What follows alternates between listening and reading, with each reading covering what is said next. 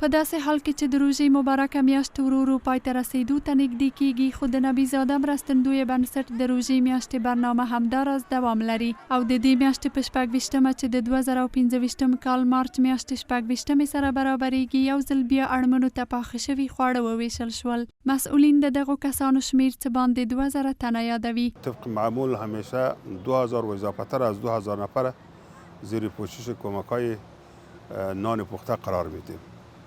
امروز هم خوشبختانه که 26 رمضان است، یعنی در آخرای رمضان قرار داریم که برابر میشه با 26 مارچ 2025.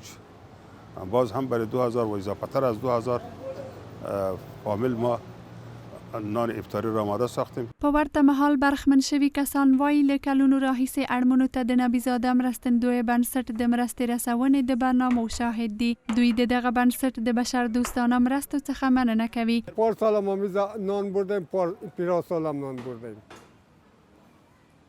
خیلی به نبی زاده که کمک میته مردم در رمضان ثواب با خود میگیره. ما بسیار خوشی تشکری میکنیم از نبی زاده که برادر گل هر وقت برای ما یک کمک میکنه.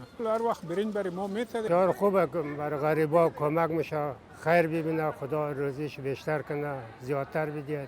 که څه هم د نبي زاده مرستندویه بنسټ د روژې میاشتې ځانګړې برنامه مخ په ختمېدو ده، خو د اړمنو د لاسنیوي لپاره د یاد بنسټ ژمنې پر ځای دي او دغه بنسټ به د کال نورو موسمونو کې هم خپلو مرستو ته دوام ورکړي.